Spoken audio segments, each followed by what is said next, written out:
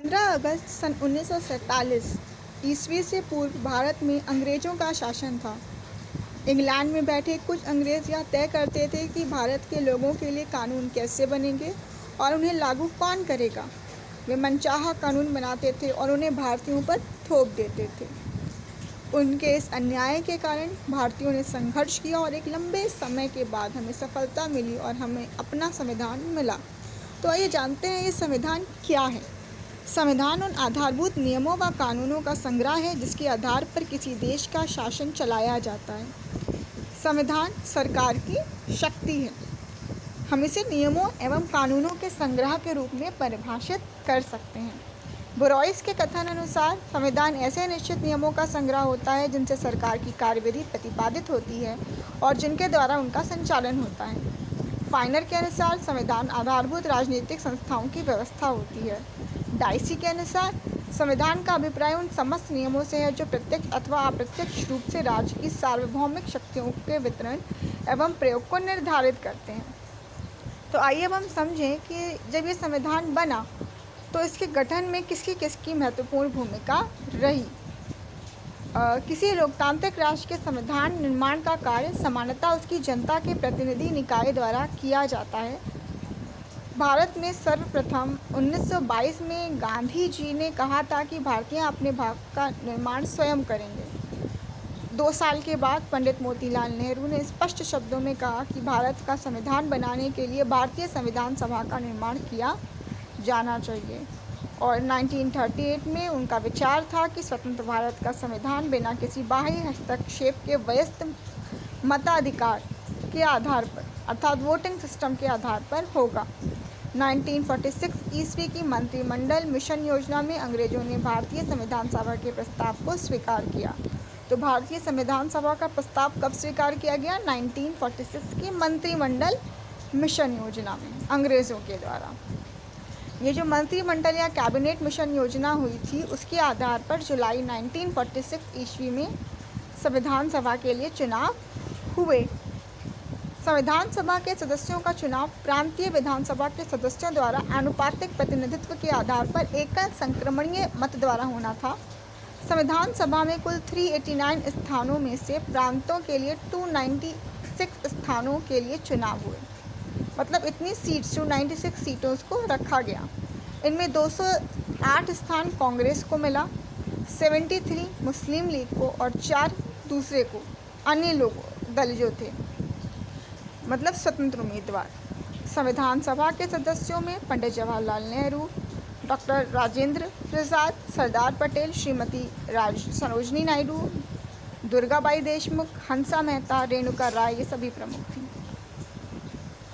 गठन पर बात करते हैं तो 1946 में जुलाई में जो कैबिनेट मिशन हुआ था उसके अनुसार संविधान सभा का गठन हुआ। 9 दिसंबर 1946 को दिल्ली के सेंट्रल हॉल में संविधान सभा की पहली बैठक हुई। कहाँ पर हुई? सेंट्रल हॉल में, जो कि दिल्ली में है, और 9 दिसंबर को हुई। इसी दिन डॉक्टर सच्चिदानंद सिंह सिन्हा को अस्थायी अध्यक्ष चुना गया। तो हमारी संविधान सभा का अस्थायी अध्यक्ष कौन था? डॉक्टर आनंद सिन्हा।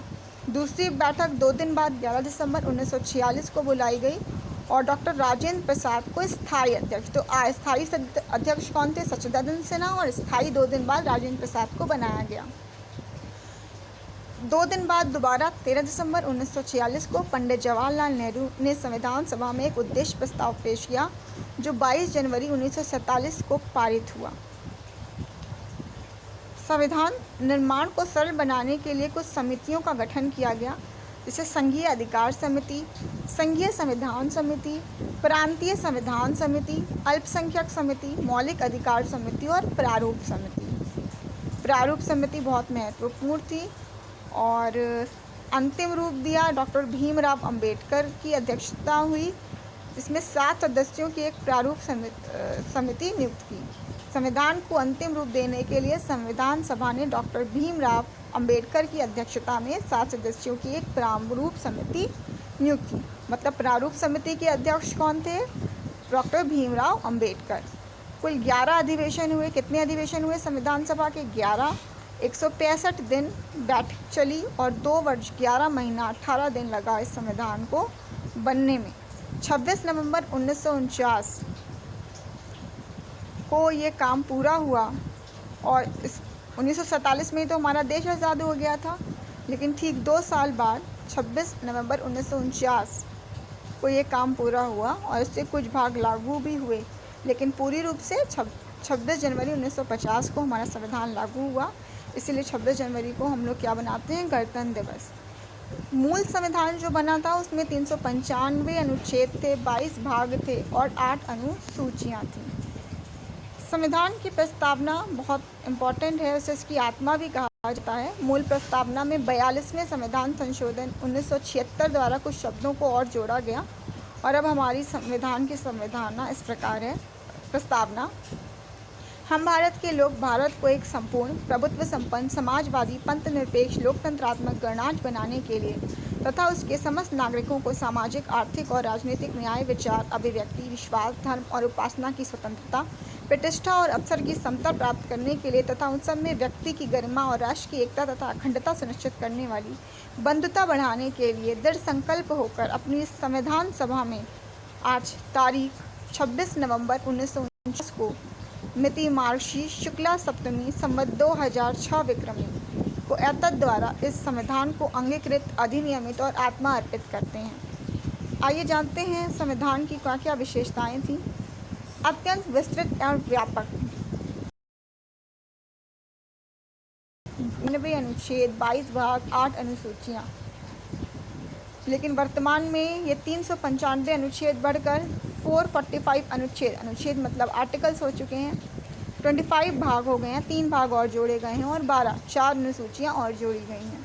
ये सबसे बड़ा विश्व का संविधान है और विस्तृत भी, ऐसा आइवर जेनिंग्स ने कहा है। संपूर्ण प्रभुत्व संपन्न लोकतंत्रात्मक गणराज्य। संविधान की प्रस्तावना के अनुसार भारत एक संपूर्ण प्रभुत्व संपन्न लोकतंत्रात्मक गणराज्य है। प्रभुत्व संपन्न का अर्थ है कि भारत आंतरिक और बाह्य रूप से स्वतंत्र है और अपनी नीतियों का निर्माण स्वयं करेगा।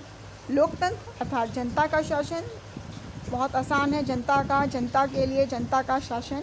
गणराज्य हमारे देश का प्रधान वंशानुगत न होकर जनता द्वारा निर्वाचित होगा। समाजवादी से अभिप्राय है सभी को अपने विकास तथा उन्नति के समान अवसर मिलेंगे। और संघात्मक का मतलब है कि 2 सत्ताएं केंद्र और राज्य हैं, इनके बीच शक्तियों का स्पष्ट विभाजन किया गया है। संसदीय शासन प्रणाली यहाँ पर है, जिसमें मंत्रिपरिषद, लोकसभा ये सभी बनाए गए हैं। तो हम कह सकते हैं कि ब्रिटेन से ली गई है ये संसदीय शासन प्रणाली। और इस प्रणाली में कार्यपालिका के निम्न सदन, विधायिका के निम्न सदन के प्रति उत्तरदायी होती है। मंत्रिपरिषद लोकसभा के प्रति उत्तरदायी होती है। 3 चीज़ों से बनी होती है ना, कार्यपालिका, न्यायपालिका और विधायिका।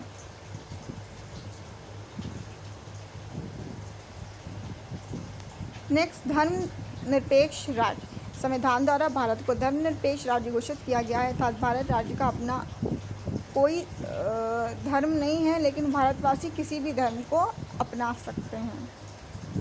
यहाँ पर कुछ मूल अधिकार हैं, कौन कौन से? समता, स्वतंत्रता, शोषण के विरुद्ध, धार्मिक स्वतंत्रता, संस्कृति और शिक्षा संबंधी और सैनिक उपचारों का अधिकार, समानता का अधिकार, हम सभी समान हैं, किसी भी प्रकार का भेदभाव नहीं। स्वतंत्रता, बिना किसी दूसरे की स्वतंत्रता को खंडित किए हम अपनी स्वतंत्रता को निभा सकते हैं, सब कुछ भी कर सकते हैं। अगर हमारे विरुद्ध कोई गलत काम करता है, कोई शोषण करता है, तो हम उसके प्रति आवाज़ उठा सकते हैं, किसी भी धर्म को मान सकते हैं, किसी भी संस्कृति को अपना सकते हैं, शिक्षित हो सकते हैं। और अगर कोई हमें बाध्य करता है तो हम संविधान से मदद ले सकते हैं। 44वें संविधान संशोधन में आया, जिसमें 1968 द्वारा संपत्ति के मूल अधिकार को समाप्त कर दिया गया।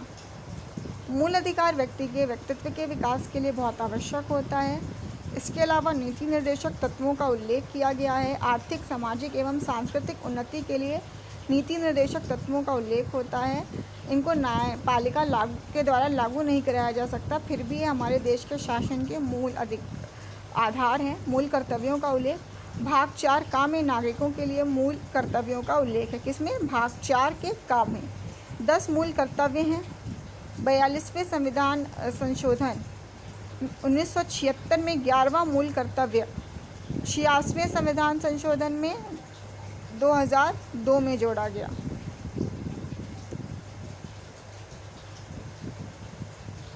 मूल कर्तव्यों को जोड़ा गया था सन 1976 में, और एक 11वां मूल कर्तव्य कब जोड़ा गया? सन 2002 में, जिसे कि हम 86वां संविधान संशोधन कहते हैं। शक्तिशाली केंद्र। भारत में संघात्मक शासन व्यवस्था को अपनाया गया है, अर्थात केंद्र और राज्यों के मध्य शक्तियों का बंटवारा किया गया है। फिर भी आवश्यकता पड़ने पर केंद्रीय सरकार राज्यों में आपातकाल की घोषणा करके वहां की कार्यपालिका शक्ति अपने हाथ में ले सकती है। इस प्रकार भारत एक शक्तिशाली केंद्र स्थापित है। यहाँ पर एक स्वतंत्र न्यायपालिका है, जिसमें कि सर्वोच्च न्यायालय सबसे बड़ी न्यायालय है। ये रक्षक है मौलिक अधिकारों की। एकल नागरिकता। पूरे भारत में आप कहीं पे भी रहते हैं, एकता और अखंडता को बनाने रहने के लिए आपको भारतीय कहा जाता है, ना कि आसामी, उत्तर प्रदेशी। तो एक देश की नागरिकता आपको दी जाती है। आपातकालीन व्यवस्था। अगर आपातकालीन उपबंधों की भी व्यवस्था है यहाँ पर, जैसे युद्ध हो गया, बाह्य आक्रमण हो गया, सशस्त्र विद्रोह हो गया। अनुच्छेद 352। कौन सा अनुच्छेद? 352 के तहत राष्ट्रीय आपातकाल की घोषणा की जाती है। इंदिरा गांधी के समय आपातकाल की घोषणा की गई थी, याद हो। और 356 जो है विफलता पर राष्ट्रपति शासन तथा 360 के द्वारा वित्तीय आपातकाल की घोषणा की जाती है। इसके संविधान के द्वारा लोक कल्याणकारी राज्य की स्थापना की गई है। एक राष्ट्रभाषा हिंदी को दर्जा दिया गया है। छुआछूत अस्पृश्यता का अंत किया गया, दंडनीय अपराध बनाया गया और ग्राम पंचायतों की स्थापना की गई।